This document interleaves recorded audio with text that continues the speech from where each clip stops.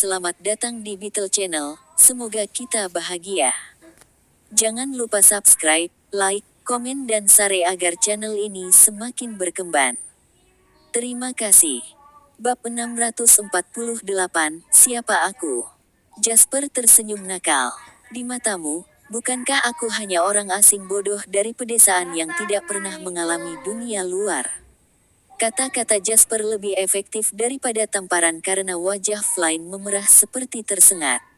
Saat dia melihat perubahan warna di wajah Flynn, Jasper berkata dengan tenang, "Namun, unik desa ini mungkin juga tuan tanahmu."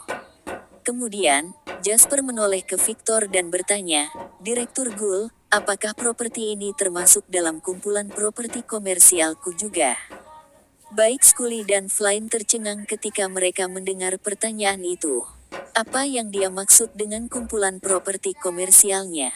Bisakah kata kumpulan digunakan sebagai kata ukuran untuk properti komersial?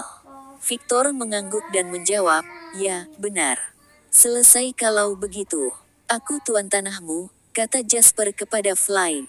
Kemudian, dia sedikit menyipitkan matanya dan menoleh ke Victor ketika dia berkata, "Direktur Gould, mengapa kau tidak duduk dan makan bersama kami karena kau sudah di sini?" Victor tersenyum canggung ketika dia berkata, "Tuan Lynn, aku bisa mentraktir Anda makan jika kita pergi ke tempat lain. Menurutku tempat ini tidak cocok untuk Anda, bukan?" "Tentu saja, cocok. Mengapa tidak? Aku bahkan sudah memesan 4 hidangan yang belum disajikan." Tak berdaya, Victor hanya bisa mengangguk dan duduk. Pada saat yang sama, dia melototi Scully dan Flynn, kemarahannya terlihat di matanya. "Apa kau tidak akan menyajikan hidangan yang dipesan Tuan Lynn? Apa kau menunggu aku untuk berjalan ke dapur sendiri?" Scully lebih pintar. Berbalik, dia menampar wajah Flynn dan memarahinya. Flynn bahkan tidak berani mengintip meskipun dia baru saja ditampar.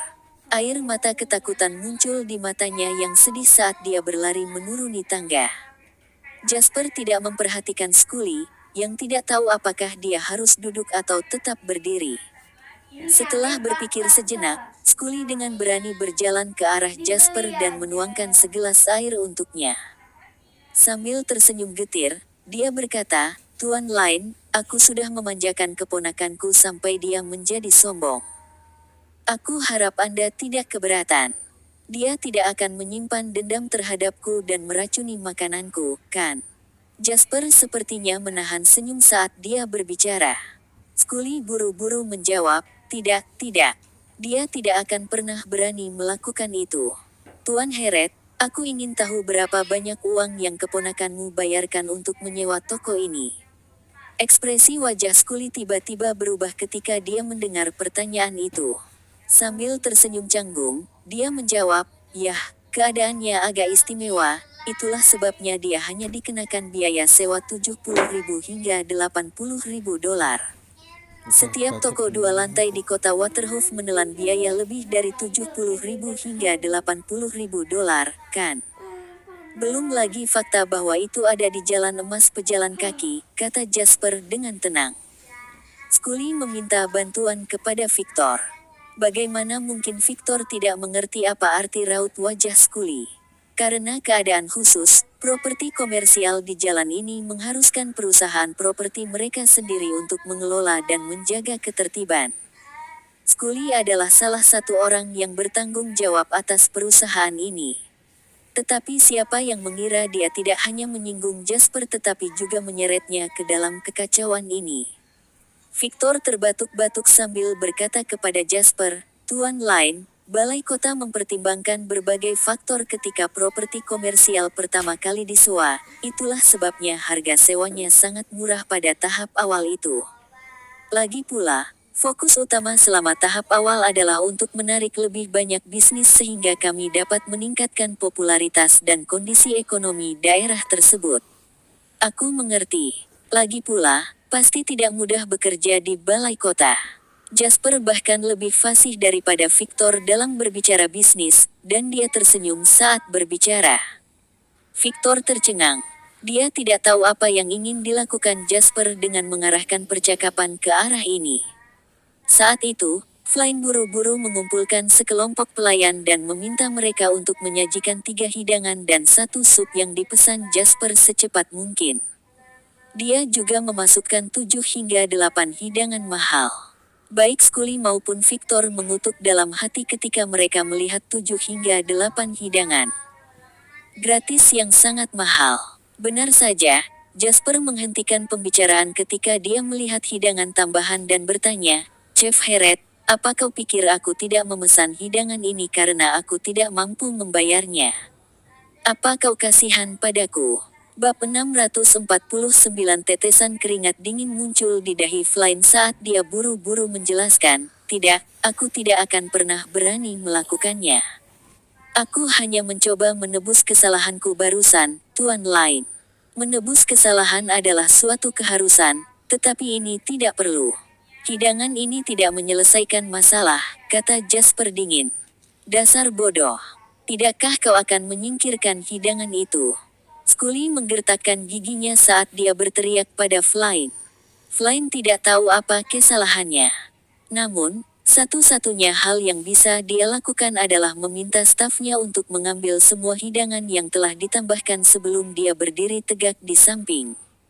Jasper menggunakan garpunya untuk mengambil bakso dan berkata kepada Victor, Direktur Ghoul, "Ayo makan.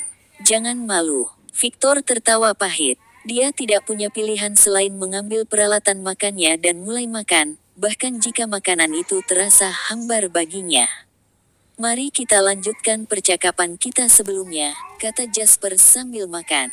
"Aku tidak peduli bagaimana sewa untuk properti komersial ini disahkan sebelumnya. Bagaimanapun, semua sewa sebelumnya tentu saja akan menjadi tidak sah sekarang setelah aku membeli 266 properti komersial ini. Aku tidak ingin ada hubungan rumit yang menghalangi kemajuan daerah ini di masa depan. Aku menghabiskan begitu banyak uang untuk membeli properti komersial ini, tidak mungkin aku akan menyewakannya seharga 70.000 hingga 80.000 dolar. Aku tidak akan bisa mendapatkan untung kembali.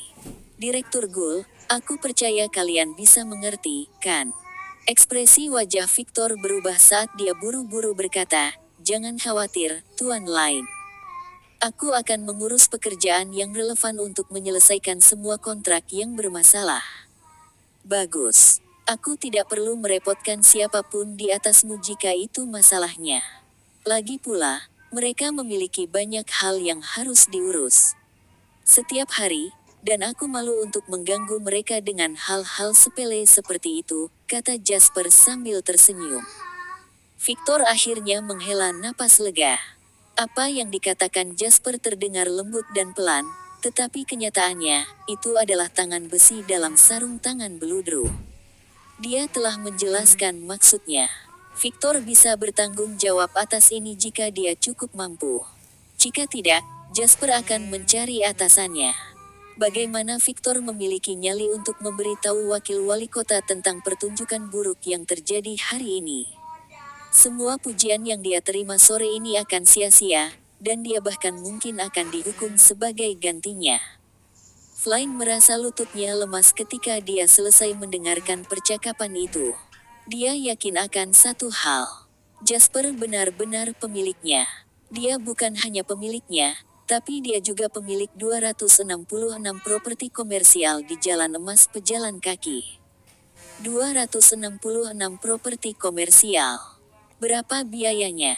Flynn bahkan tidak berani membayangkan seberapa besar biayanya itu. Namun, dia tahu bahwa bahkan jika setiap orang yang dia temui sejak dia lahir memberinya 100 dolar, dia tetap tidak akan punya cukup uang untuk membeli 266 properti komersial. Wajah pucat pasi, Flynn hampir jatuh ke tanah. Tuhan tahu tokoh dikdaya macam apa yang telah dia singgung. Ada satu hal lagi. Flynn bergidik secara naluriah dan menatap Jasper dengan takut ketika dia berbicara lagi. Dia punya perasaan bahwa apapun yang akan dikatakan Jasper akan ditujukan kepadanya. "Aku tidak bisa mengontrol tempat lain, tapi aku ingin semua 266 penyewa di Jalan Emas Pejalan Kaki melihat semua orang sama dan memperlakukan satu sama lain dengan tingkat antusiasme yang sama. Pada tingkat lebih rendah, 266 properti komersial di Jalan Emas pejalan kaki adalah milikku, Jasper Line. Tapi mereka mewakili prestise kota Waterhoof ke tingkat yang lebih besar.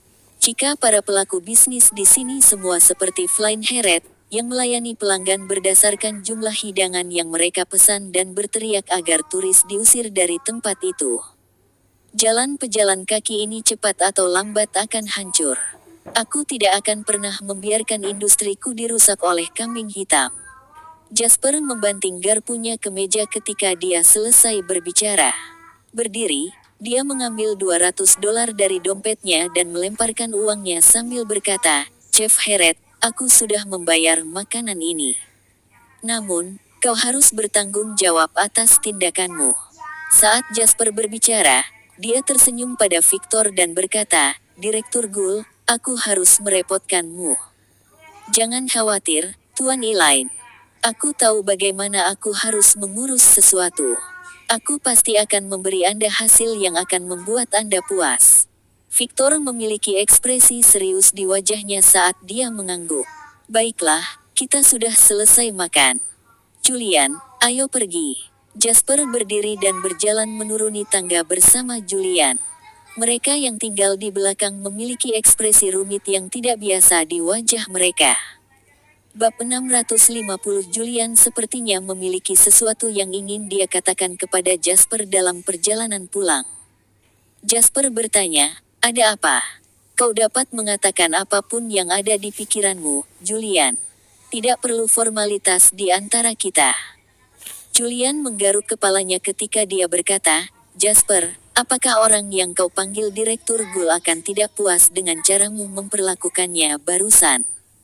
Mungkin menjadi masalah jika dia memutuskan untuk mempersulitmu di masa depan." Jasper tersenyum ketika dia berkata, "Julian, aku menyadari bahwa kau telah belajar membaca orang sekarang." Julian berkata dengan agak malu-malu, "Aku perlahan-lahan memahami beberapa hal setelah menghabiskan waktu bersamamu, Jasper. Tapi ada beberapa hal yang masih belum bisa aku mengerti. Kalau begitu, aku akan menjelaskannya padamu." Jasper melihat keluar jendela mobil ke pemandangan kota Waterhoof yang melintas dan berkata, "Kita tidak bisa memperlakukan Victor Gul sebagai individu ketika kita berurusan dengannya. Dia mewakili balai kota-kota Waterhoof. Sebagai pengusaha, kita hanya terlibat dalam perdagangan legal dan menghasilkan pendapatan melalui metode legal. Hubungan kita lebih kooperatif daripada subordinatif. Tentu saja, aku bersedia bekerja sama dengan cara kerja balai kota Waterhoof, tetapi pada saat yang sama, mereka tidak bisa hanya tinggal di sela-sela tanpa mengangkat jari ketika kita dalam masalah. Caraku memperlakukannya malam ini akan didokumentasikan dalam laporan terperinci yang akan muncul di meja wali kota besok. Jadi, inilah caraku membuat pendirianku dikenal oleh balai kota Waterhoof." Julian hanya mengerti setengah dari apa yang dimaksud Jasper, tapi dia tetap mengangguk. Dia tidak tahu bahwa apa yang baru saja dikatakan Jasper akan menjadi alasan sebenarnya mengapa konsorsium JW dapat memimpin dan mendominasi pasar di masa depan. "Jasper, bagaimana kau bisa memikirkan begitu banyak hal?" tanya Julian penasaran. Dia terkadang berpikir bahwa otak Jasper berbeda dari otak orang kebanyakan. Dia melihat hal-hal sebagaimana adanya, tetapi Jasper bisa berpikir di luar kotak. "Kau belajar untuk mempertimbangkan lebih banyak hal setelah menderita kerugian," kata Jasper perlahan. Dia telah menderita banyak kerugian karena pikirannya yang sederhana di kehidupan masa lalunya. Julian bahkan lebih bingung sekarang. Dia belum pernah melihat Jasper menderita kerugian sejak dia mulai bekerja. Untuknya, lawannya selalu menjadi pihak yang menderita kerugian. Namun, Julian tidak mengajukan pertanyaan lebih lanjut. Dia tahu dia tidak akan pernah mencapai tingkat kesuksesan yang sama seperti Jasper dalam hidupnya. Jasper mendapat telepon dari Henry ketika dia kembali ke hotel. "Sial, apa kau menikmati hidupmu di kota Waterhoof?" "Henry, yang hampir tenggelam di tengah lautan dokumen proyek di kamar hotelnya di kota Mauritius, bertanya dengan ekspresi cemburu di wajahnya. Jasper mendecakkan lidahnya saat dia berkata, jalanan di kota Waterhoof dipenuhi dengan wanita cantik. Sayang sekali kau tidak ikut. Henry bahkan lebih tertekan dan memiliki ekspresi getir di wajahnya saat dia mengancam, jangan main-main. Aku tidak akan mengatakan lebih banyak tentang Wendy Suler karena kalian sudah saling mengenal lebih awal. Namun, sebagai calon iparmu, aku tidak akan mengizinkanmu untuk terus menjadi penakluk wanita setelah bersama dengan saudara perempuanku. Mari kita kembali ke bisnis. Bagaimana dengan masalah yang aku minta untukmu tangani? Jasper tidak bisa diganggu untuk memperhatikan pria yang rasionalitasnya dibutakan oleh kecemburuan. Aku baru saja akan memberitahumu. Kepala desainer dari firma desain dan arsitektur Gensler, Grant Morgan, akan bergegas bersama timnya untuk menemuimu di kota Waterhoof besok. Tapi aku ingin tahu mengapa kau begitu ngotot menggunakan desain mereka. Apakah kau tidak akan mempertimbangkan firma arsitektur top seperti SOM atau KPF? Tentu saja, Jasper tidak akan pernah memberitahu Henry bahwa di kehidupan masa lalunya, menara keuangan kota Waterhoof hanya ada karena desain dari firma desain dan arsitektur Gensler yang dipilih. Mereka mungkin hanya menempati peringkat kelima di antara firma arsitektur di Amerika, tetapi desain mereka tidak kalah dibandingkan dengan 4 firma di atas mereka. Selain itu, desain adalah sesuatu yang didasarkan pada selera pribadi. Tidak ada yang namanya desain terbaik, yang ada hanya desain paling cocok untukmu.